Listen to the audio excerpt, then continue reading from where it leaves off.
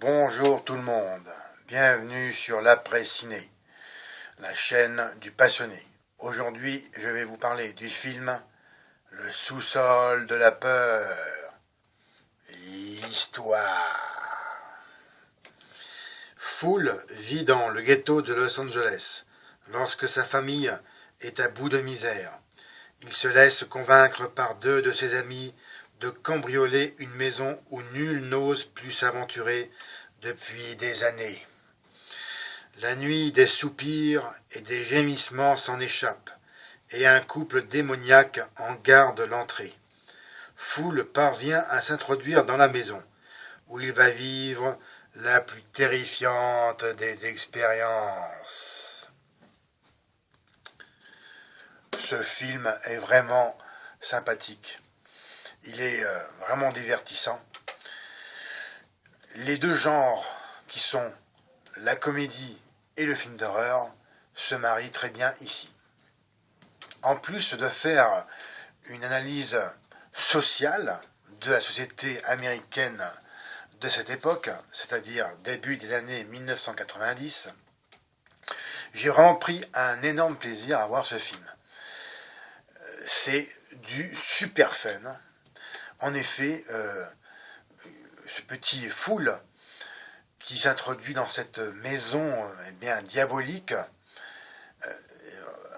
il se retrouve tout simplement piégé comme un rat car il ne peut plus en ressortir, ou tout du moins en apparence. C'est comme en fait si il s'était introduit dans une prison inversée. Et inversement.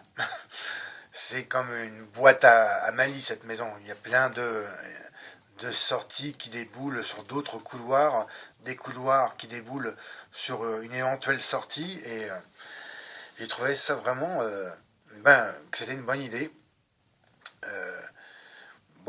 L'horreur est je dirais présente, mais c'est surtout la comédie noire qui en ressort ici dans ce film. L'analyse des personnages est très bonne aussi. Je reviens à celle de l'analyse de la société américaine. Le rapport entre les pauvres et les riches est vraiment bien étudié. C'est à aucun moment ce film n'a de temps mort. C'est de l'action à partir du moment où il s'introduit dans cette maison. Il s'est mené tambour battant. Après, il y a une petite excursion dehors où à un moment donné il arrive à s'échapper. Et c'est peut-être un petit peu le défaut de rythme du film, je dirais. Il y a un petit passage,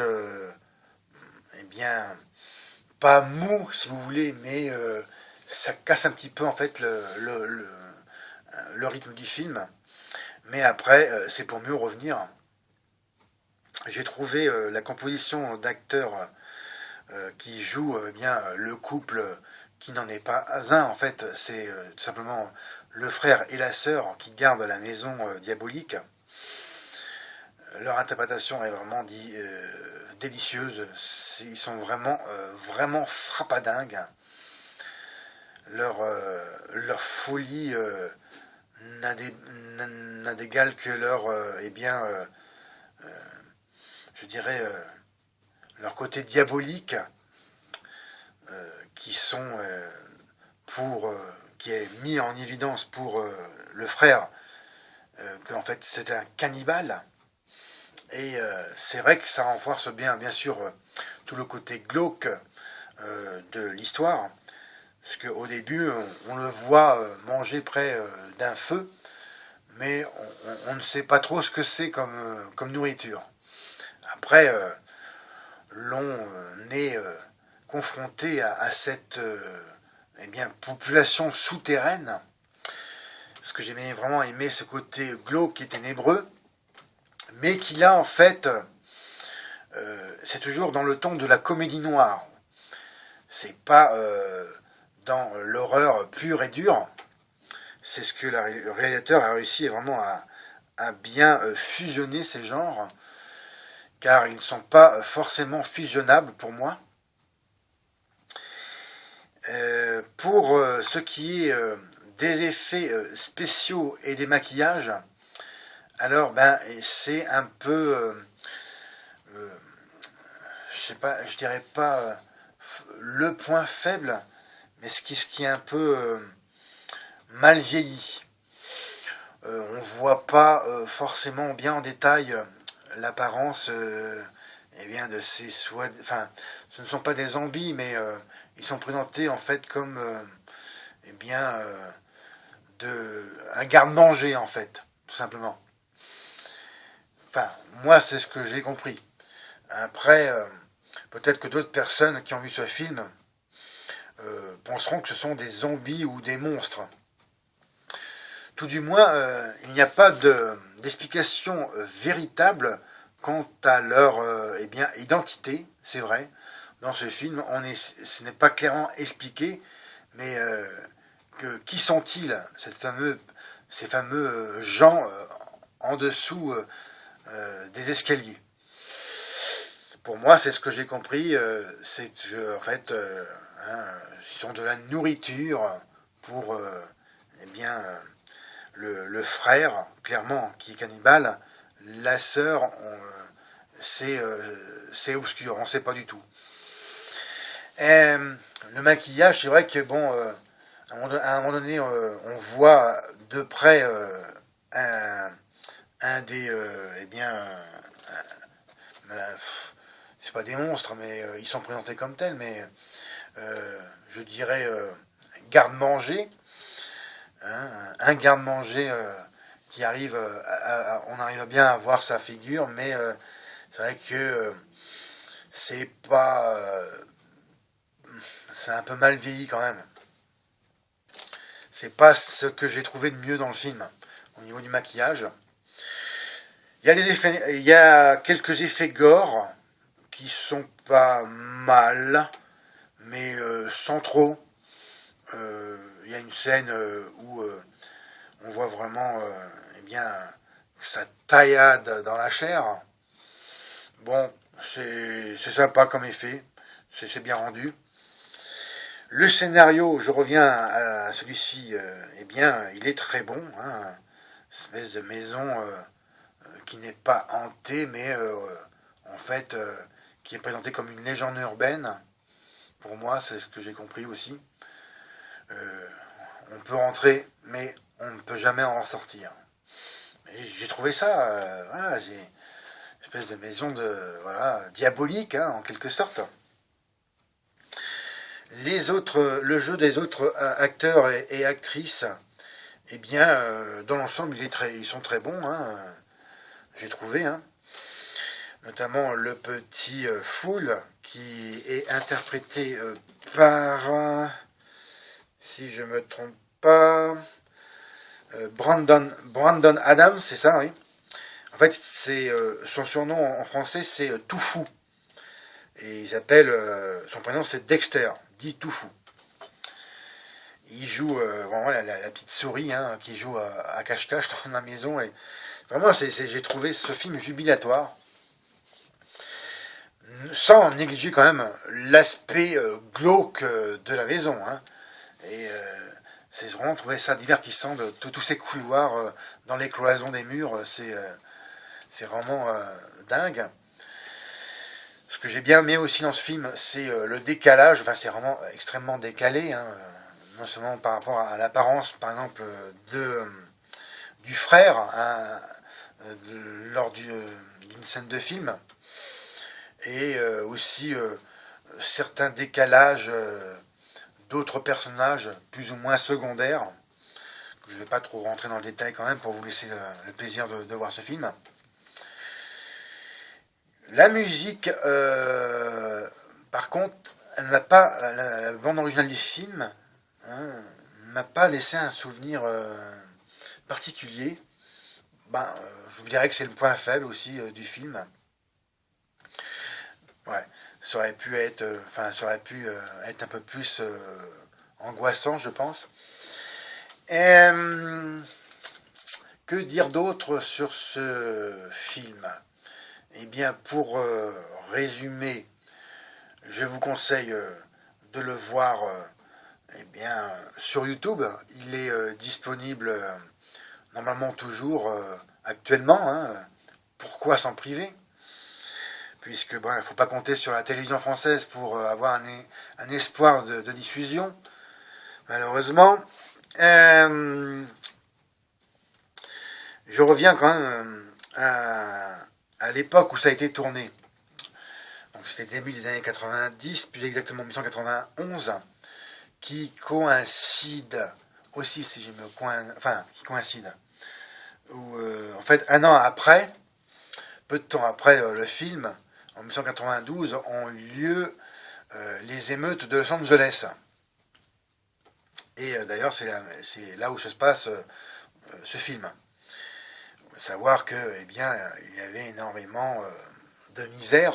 D'ailleurs, c'est très bien retranscrit dans une scène dans le film au début et aussi un peu après, mais surtout au début, où on voit vraiment, c'est vraiment la misère noire, hein, c'est le cas de le dire.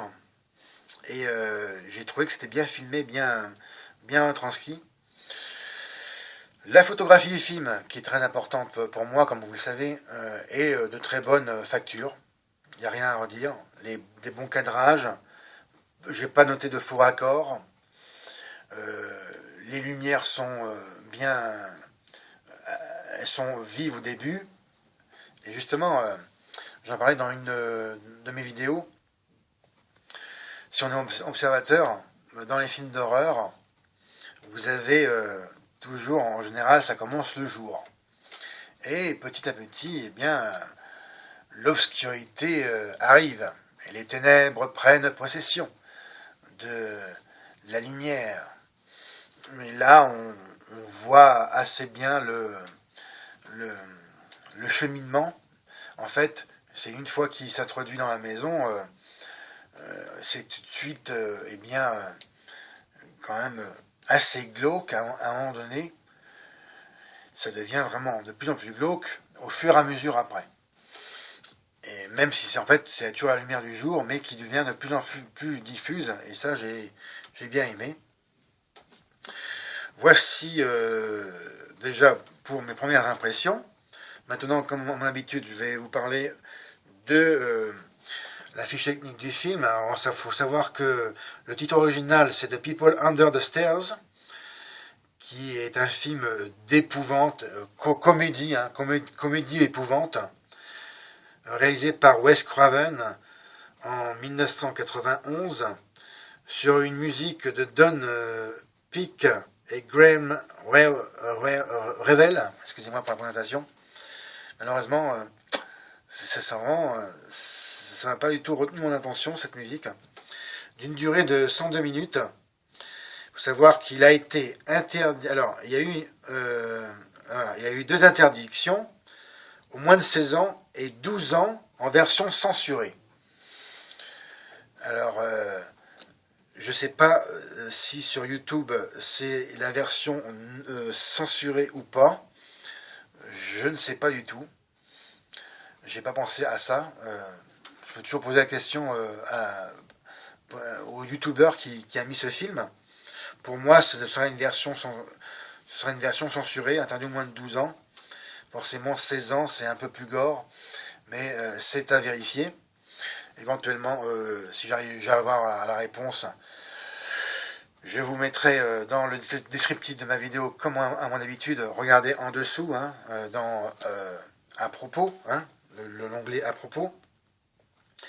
Avec dans les rôles principaux, je le redis, Brandon Adams, qui interprète Dexter, dit Toufou, Everett McGill, l'homme copropriétaire du ghetto, surnommé Papa par la femme, qui en fait est sa sœur, Wendy Robbie, la femme eh bien, copropriétaire, surnommée Maman, hein, par l'homme, bizarrement. D'ailleurs, c'était assez paradoxal. On ne sait pas si il y a plus ou moins une relation d'inceste entre eux. C'est indéfini, alors encore une fois, libre à chacun d'imaginer ce qu'il veut. Edgy Langer dans le rôle d'Alice et Ving Rhames dans le rôle de Leroy. Alors, il faut savoir que ce film est sorti le 23 septembre 2008 en DVD et en DVD Blu-ray le 4 novembre 2014 pour un budget de 6 millions d'euros. Bon, c'est un budget, je pense, qui est conséquent pour ce genre de film d'horreur. Il faut savoir quand même, essentiellement, il a été tourné en studio. Hein. Il y a peu de scènes extérieures.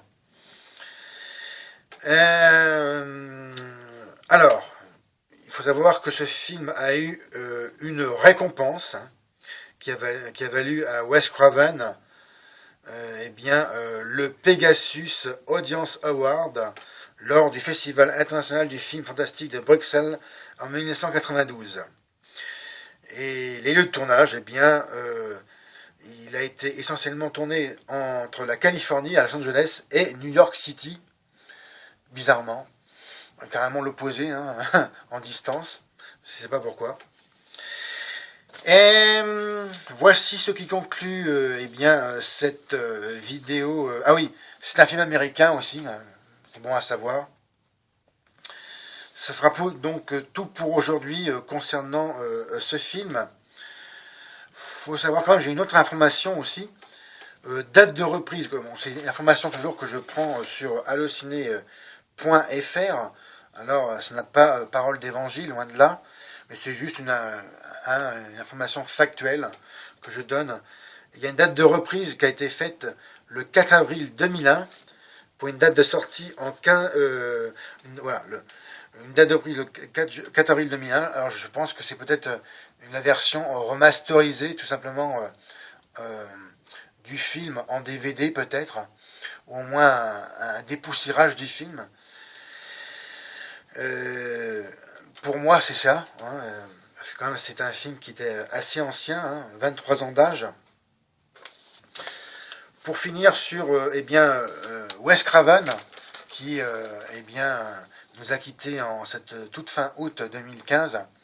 Regardez à ce sujet mon hommage que je lui rends. C'était le minimum que je pouvais faire pour rendre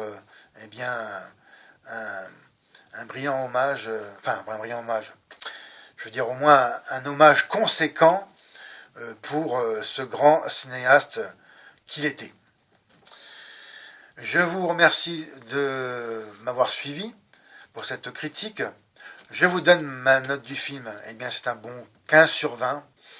Ce film n'a pas trop mal vieilli. Et je dirais, pour conclure, il a vieilli dans le bon sens. C'est comme les bons vieux vins. Vraiment, c'est un film que je vous recommande fortement si vous aimez les films d'horreur et aussi de comédie. C'est un excellent mélange. Comme d'habitude, regardez et partagez mes autres vidéos. Mettez-moi un M. Et s'il vous plaît, mettez-moi aussi vos commentaires. Ce serait bien que l'on puisse discuter à propos de ce film. Et aussi, faites-moi part de vos remarques. Hein, c'est toujours bon à prendre. Regardez aussi mon compte Twitter qui s'appelle l'après ciné, comme le nom de ma chaîne YouTube. Et encore mieux, abonnez-vous à ma chaîne. C'était Fred. Salut.